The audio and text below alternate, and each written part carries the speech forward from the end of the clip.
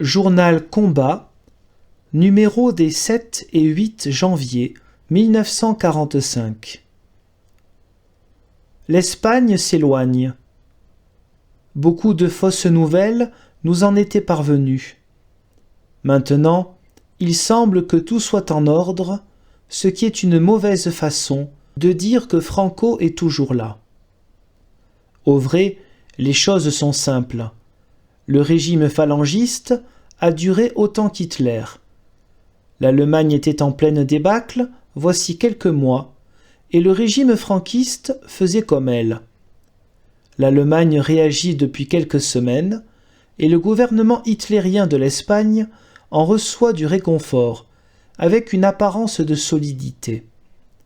Cette communauté dans le malheur ou l'espoir, cet ajustement politique, cette même courbe de température, devrait éclairer tout le monde. Mais il est d'incurable cécité. Pendant ce temps, les milieux de l'émigration républicaine essaient de se définir pour mieux agir. Le Parlement espagnol s'est réuni à Mexico et le docteur Negrín est empêché de parler à Londres. Il est vrai qu'il avait l'inimaginable audace d'affirmer que l'Espagne ne demandait aucune intervention alliée, désireuse seulement de voir cesser l'appui diplomatique que les Nations unies apportent à Franco. D'évidence, cela offensait le bon sens. Il faut croire, cependant, que M. Negrín avait ses raisons, car la France, maintenant, paraît vouloir s'en mêler. Et l'on nous dit que M. Matteo arriverait mercredi à Paris avec rang d'ambassadeur de l'Espagne phalangiste auprès du gouvernement français.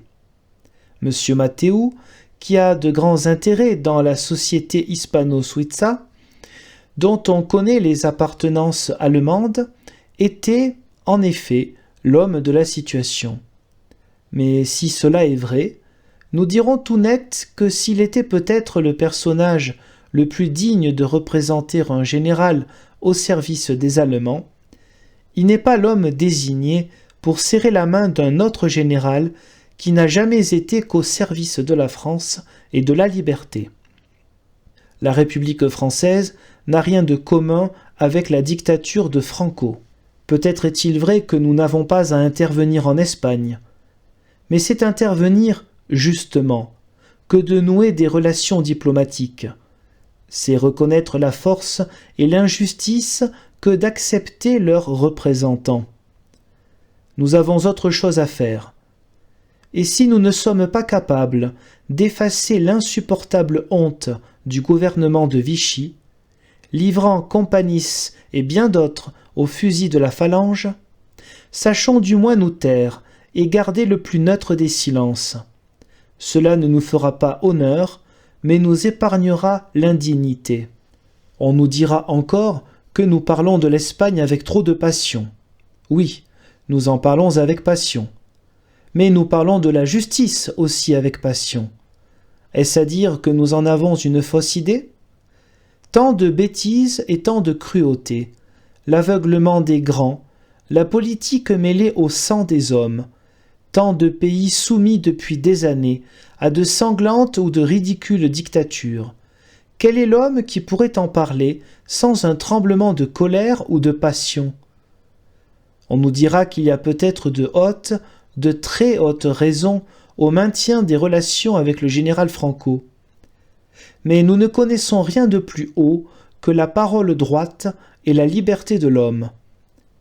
Quelle raison serait assez haute pour que nous mettions notre main dans celle d'un homme qui fut le complice de tout ce que nous avons méprisé et de tout ce que nous combattons. Si l'Amérique et l'Angleterre ne sont pas à même de juger d'une humiliation qu'elles n'ont pas connue, des souffrances silencieuses qui leur ont été épargnées, comment pourrions-nous les ignorer ? Nous sommes les seuls dans l'Europe libre à pouvoir tenir le langage qui convient.